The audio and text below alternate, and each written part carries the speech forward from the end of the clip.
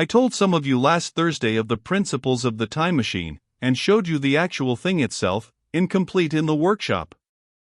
There it is now, a little travel-worn, truly, and one of the ivory bars is cracked, and a brass rail bent, but the rest of it's sound enough. I expected to finish it on Friday, but on Friday, when the putting together was nearly done, I found that one of the nickel bars was exactly 1 inch too short, and this I had to get remade, so that the thing was not complete until this morning. It was at 10 o'clock today that the first of all time machines began its career. I gave it a last tap, tried all the screws again, put one more drop of oil on the quartz rod, and sat myself in the saddle. I suppose a suicide who holds a pistol to his skull feels much the same wonder at what will come next as I felt then. I took the starting lever in one hand and the stopping one in the other, pressed the first, and almost immediately the second. I seemed to reel. I felt a nightmare sensation of falling, and, looking round, I saw the laboratory exactly as before. Had anything happened? For a moment I suspected that my intellect had tricked me. Then I noted the clock. A moment before, as it seemed, it had stood at a minute or so past 10, now it was nearly 3:30.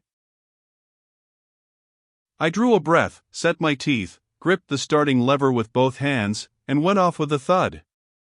The laboratory got hazy and went dark. Mrs. Watchett came in and walked, apparently without seeing me, towards the garden door. I suppose it took her a minute or so to traverse the place, but to me she seemed to shoot across the room like a rocket. I pressed the lever over to its extreme position. The night came like the turning out of a lamp, and in another moment came tomorrow. The laboratory grew faint and hazy, then fainter and ever fainter. Tomorrow night came black, then day again, night again, day again, faster and faster still. An eddying murmur filled my ears, and a strange, dumb confusedness descended on my mind. I am afraid I cannot convey the peculiar sensations of time traveling. They are excessively unpleasant. There is a feeling exactly like that one has upon a switchback of a helpless headlong motion. I felt the same horrible anticipation, too, of an imminent smash.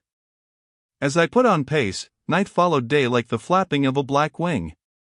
The dim suggestion of the laboratory seemed presently to fall away from me, and I saw the sun hopping swiftly across the sky, leaping at every minute, and every minute marking a day. I supposed the laboratory had been destroyed and I had come into the open air. I had a dim impression of scaffolding, but I was already going too fast to be conscious of any moving things. The slowest snail that ever crawled dashed by too fast for me. The twinkling succession of darkness and light was excessively painful to the eye. Then, in the intermittent darknesses, I saw the moon spinning swiftly through her quarters from new to full, and had a faint glimpse of the circling stars.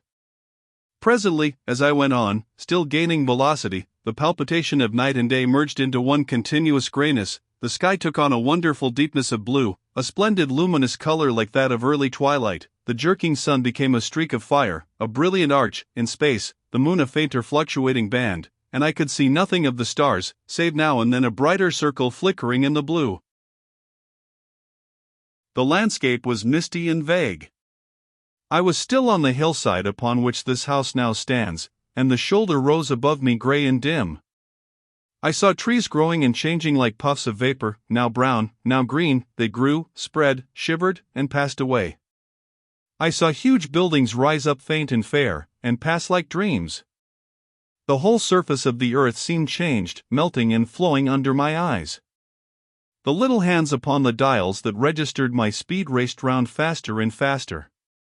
Presently I noted that the sun belt swayed up and down, from solstice to solstice, in a minute or less, and that consequently my pace was over a year a minute, and minute by minute the white snow flashed across the world, and vanished, and was followed by the bright, brief green of spring.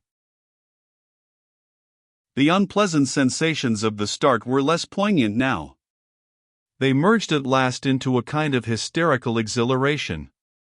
I remarked, indeed, a clumsy swaying of the machine, for which I was unable to account. But my mind was too confused to attend to it, so with a kind of madness growing upon me, I flung myself into futurity. At first I scarce thought of stopping, scarce thought of anything but these new sensations.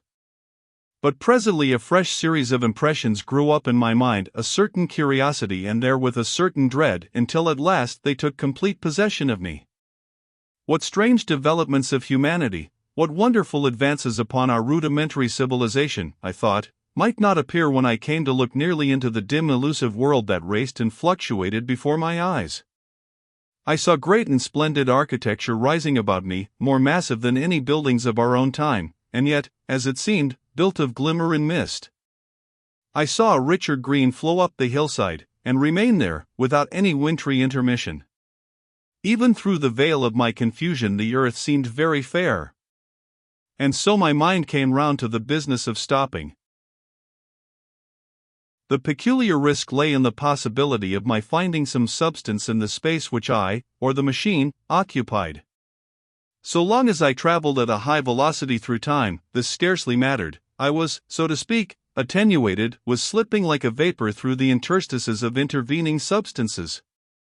But to come to a stop involved the jamming of myself, molecule by molecule, into whatever lay in my way, meant bringing my atoms into such intimate contact with those of the obstacle that a profound chemical reaction, possibly a far-reaching explosion, would result, and blow myself and my apparatus out of all possible dimensions into the unknown. This possibility had occurred to me again and again while I was making the machine, but then I had cheerfully accepted it as an unavoidable risk, one of the risks a man has got to take. Now the risk was inevitable, I no longer saw it in the same cheerful light. The fact is that, insensibly, the absolute strangeness of everything, the sickly jarring and swaying of the machine, above all, the feeling of prolonged falling, had absolutely upset my nerves. I told myself that I could never stop, and with a gust of petulance I resolved to stop forthwith. Like an impatient fool, I lugged over the lever, and incontinently the thing went reeling over, and I was flung headlong through the air. There was the sound of a clap of thunder in my ears. I may have been stunned for a moment. A pitiless hail was hissing round me, and I was sitting on soft turf in front of the overset machine. Everything still seemed grey, but presently I remarked that the confusion in my ears was gone. I looked round me. I was on what seemed to be a little lawn in a garden, surrounded by rhododendron bushes, and I noticed that their mauve and purple blossoms were dropping in a shower under the beating of the hailstones. The rebounding, dancing hail hung in a little cloud over the machine, and drove along the ground like smoke. In a moment I was wet to the skin.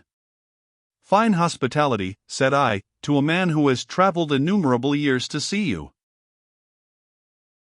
Presently I thought what a fool I was to get wet. I stood up and looked round me. A colossal figure, carved apparently in some white stone, loomed indistinctly beyond the rhododendrons through the hazy downpour. But all else of the world was invisible. My sensations would be hard to describe. As the columns of hail grew thinner, I saw the white figure more distinctly. It was very large, for a silver birch tree touched its shoulder. It was of white marble, in shape something like a winged sphinx, but the wings, instead of being carried vertically at the sides, were spread so that it seemed to hover. The pedestal, it appeared to me, was of bronze, and was thick with verdigris. It chanced that the face was towards me, the sightless eyes seemed to watch me, there was the faint shadow of a smile on the lips. It was greatly weather-worn, and that imparted an unpleasant suggestion of disease. I stood looking at it for a little space, half a minute, perhaps, or half an hour. It seemed to advance and to recede as the hail drove before it denser or thinner. At last I tore my eyes from it for a moment, and saw that the hail curtain had worn threadbare, and that the sky was lightening with the promise of the sun. I looked up again at the crouching white shape, and the full temerity of my voyage came suddenly upon me. What might appear when that hazy curtain was altogether withdrawn? What might not have happened to men? What if cruelty had grown into a common passion? What if in this interval the race had lost its manliness, and had developed into something inhuman, unsympathetic, and overwhelmingly powerful? I might seem some old-world savage animal, only the more dreadful and disgusting for our common likeness, a foul creature to be incontinently slain. Already I saw other vast shapes, huge buildings with intricate parapets and tall columns, with a wooded hillside dimly creeping in upon me through the lessening storm. I was seized with a panic fear.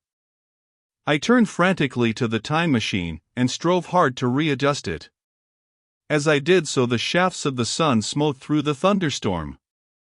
The gray downpour was swept aside and vanished like the trailing garments of a ghost. Above me, in the intense blue of the summer sky, some faint brown shreds of cloud whirled into nothingness. The great buildings about me stood out clear and distinct, shining with the wet of the thunderstorm, and picked out in white by the unmelted hailstones piled along their courses. I felt naked in a strange world. I felt as perhaps a bird may feel in the clear air, knowing the hawk wings above and will swoop. My fear grew to frenzy. I took a breathing space, set my teeth, and again grappled fiercely, wrist and knee, with the machine. It gave under my desperate onset and turned over. It struck my chin violently. One hand on the saddle, the other on the lever, I stood panting heavily in attitude to mount again. But with this recovery of a prompt retreat, my courage recovered. I looked more curiously and less fearfully at this world of the remote future. In a circular opening, high up in the wall of the nearer house, I saw a group of figures clad in rich soft robes. They had seen me, and their faces were directed towards me. Then I heard voices approaching me. Coming through the bushes by the white sphinx were the heads and shoulders of men running. One of these emerged in a pathway leading straight to the little lawn upon which I stood with my machine. He was a slight creature, perhaps 4 feet high, clad in a purple tunic, girdled at the waist with a leather belt. Sandals or buskins, I could not clearly distinguish which, were on his feet. His legs were bare to the knees, and his head was bare. Noticing that, I noticed for the first time how warm the air was. He struck me as being a very beautiful and graceful creature, but indescribably frail.